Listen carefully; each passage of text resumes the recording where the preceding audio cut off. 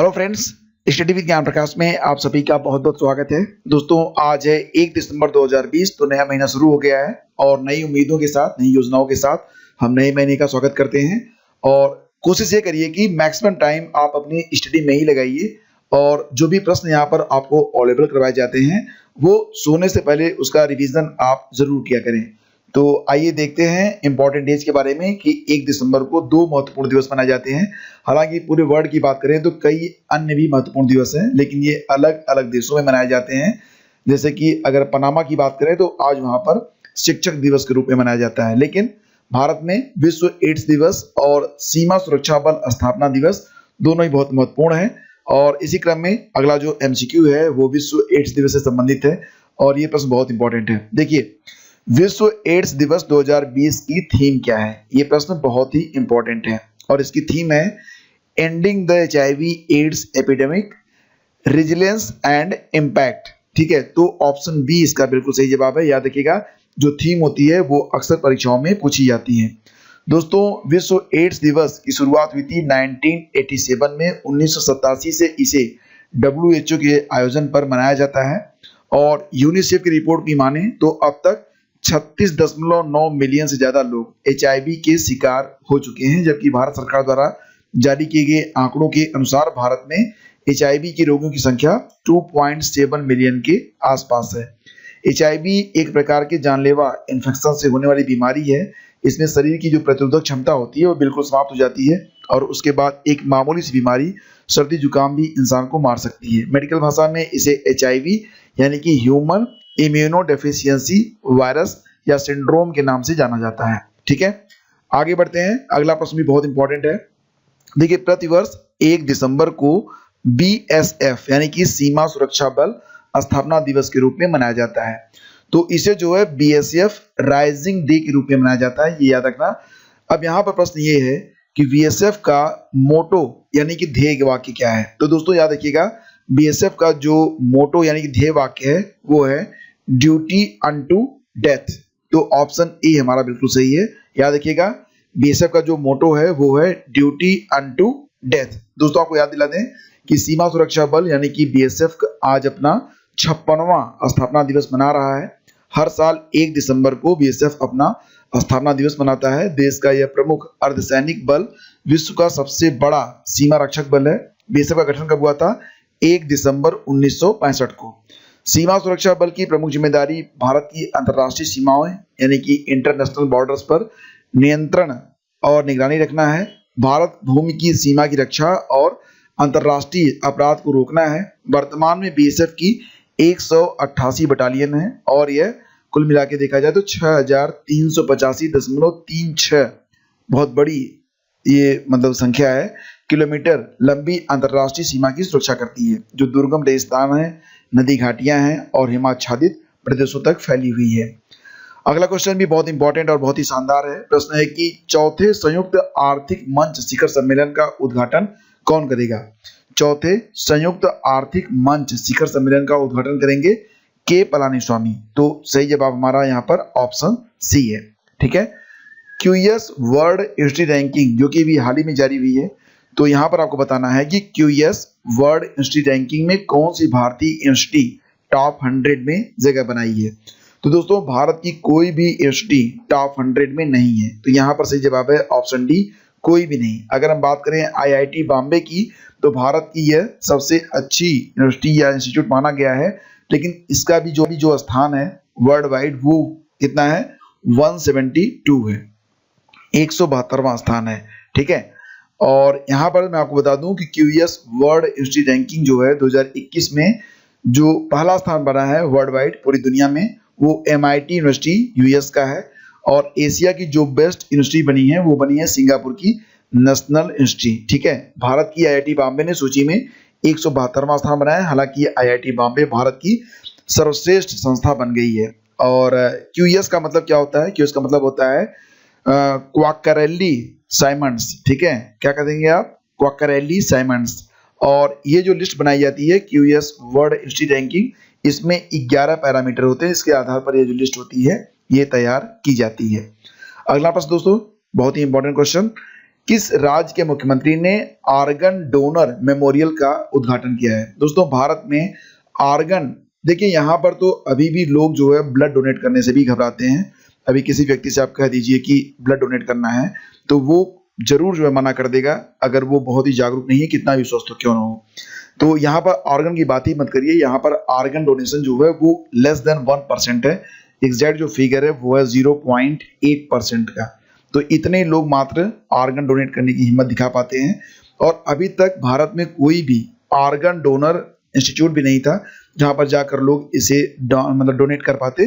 तो यहाँ पर प्रश्न है कि किस राज्य के मुख्यमंत्री ने आर्गन डोनर मेमोरियल का उद्घाटन किया है? तो दोस्तों इसका सही जवाब है ऑप्शन बी, राजस्थान में। अच्छा, एक प्रश्न और भी बन सकता है यहाँ पर कि प्रतिवर्ष आर्गन डोनर डे के रूप में कब मनाया जाता है? तो दोस्तों याद रखना कि प्रतिवर्ष जो आर्गन डोनर डे होता है ये प्रतिवर्ष 27 नवंबर को मनाया जाता है। तो 27 नवंबर को इस बार राजस्थान के मुख्यमंत्री अशोक गहलोत जी ने आर्गन डोनर मेमोरियल का उद्घाटन किया है। ठीक है, तो ये जरूर याद रखना, बहुत इंपॉर्टेंट क्वेश्चन है ये। और भारत में जो आर्गन डोनेशन की दर है, जैसे कि मैंने आपको बताया, यह मात्र 0.8% है, जबकि स्पेन में है 35% है, यूएस में है 21% है, 21% है। तो ये प्रश्न काफी इंपॉर्टेंट है। अच्छा, सबसे इंपॉर्टेंट क्या है? नेशनल आर्गन डोनेशन डे, ये प्रतिवर्ष 27 नवंबर को मनाया जाता है। इस वर्ष ये अधिक महत्वपूर्ण इसलिए हो गया है क्योंकि इसी दिन राजस्थान के मुख्यमंत्री अशोक गहलोत ने देश में पहला आर्गन डोनेशन मेमोरियल का उद्घाटन किया है। तो दोनों में से एक प्रश्न पूछा जा सकता है, कोई भी परीक्षा हो। ठीक है, तो काफी इंपॉर्टेंट क्वेश्चन।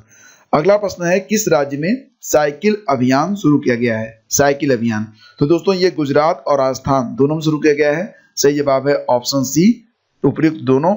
तो दोस्तों आपको बता दें कि भारतीय सेना के कोणार्क कोर्प्स ने 1971 के भारत पाक युद्ध में भारतीय सशस्त्र बलों के स्वर्ण जयंती विजय उत्सव के उपलक्ष्य में गुजरात और राजस्थान में 1971 किलोमीटर साइकिल चालन का जो है अभियान शुरू किया है। 1971 किलोमीटर स्वर्णिम विजय वर्ष साइक्लोथॉन, इसको नाम क्या दिया गया है? 1971 किलोमीटर, 1971 किलोमीटर का यह स्वर्णिम विजय वर्ष साइक्लोथॉन के नाम से होगा, जो कि गुजरात और राजस्थान दोनों राज्यों के विभिन्न आर्मी फॉर्मेशन में प्रत्येक के 20 प्रतिभागियों की टीमें जो है वो इसमें रिले की गई हैं। तो इसमें जो है 20 प्रतिभागी हैं। ठीक है, तो इसका जो उद्घाटन है कहाँ पर किया गया है? तो दोस्तों इसका जो उद्घाटन है वो राजस्थान और गुजरात दोनों में किया गया है। अगला प्रश्न है, रुचि सोया कंपनी का दोबारा से चेयरमैन किसे नियुक्त किया गया है? तो इसके पहले भी चेयरमैन कौन थे? यही थे आचार्य बालकृष्ण, तस्वीर से आप पहचान गए होंगे। तो रुचि सोया जो थी, हालांकि ये कंपनी जो थी अभी हाल ही में पतंजलि के द्वारा इसका अधिग्रहण किया गया है और इसके जो चेयरमैन बनाए गए हैं आचार्य बालकृष्ण। तो देखिए रुचि सोया की स्थापना हुई थी 1985 में, हेडक्वार्टर इसका मध्य प्रदेश में है। और एक बात और भी है कि सोयाबीन का सर्वाधिक उत्पादन करने वाला जो राज्य है वो मध्य प्रदेश ही है। और इसकी स्थापना की थी दिनेश सहारा ने। सीईओ कौन है? संजीव अस्थाना है। और हाल ही में पतंजलि ने इसका अधिग्रहण किया है रुचि सोया। हालांकि अगर सोयाबीन आपको पसंद है तो मार्केट में रुचि सोया नाम से आपको जो प्रोडक्ट मिल जाएगा। अगला क्वेश्चन है, 33वीं प्रगति बैठक की अध्यक्षता किसने की है? 33वीं है ये प्रगति बैठक की अध्यक्षता की है हमारे पीएम नरेंद्र मोदी ने। तो ऑप्शन बी हमारा बिल्कुल सही है। दोस्तों प्रगति का मतलब यहाँ पर होता है proactive governance and timely implementation. ठीक है, टाइमली इम्प्लीमेंटेशन। देखिए इस बैठक में 10 राज्यों और केंद्र शासित प्रदेशों से संबंधित 1.41 लाख करोड़ रुपए की परियोजनाओं की समीक्षा की गई है।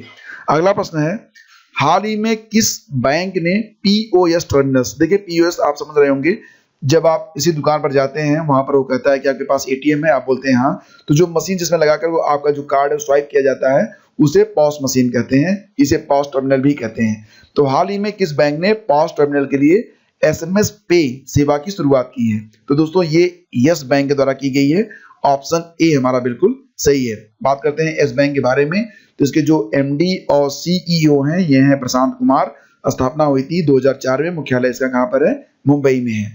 दोस्तों अभी हाल ही में हुआलोंग 1 नामक परमाणु रिएक्टर किस देश ने विकसित किया है?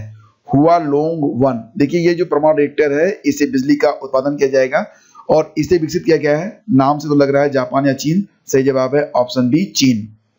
ठीक है, चीन ने इसको जो है विकसित किया है, बिल्कुल घरेलू जो तकनीकी है उसका प्रयोग करके। हालांकि चीन की तकनीक अब दुनिया में मानी जानी तकनीक हो ही गई है, आप जानते ही हैं।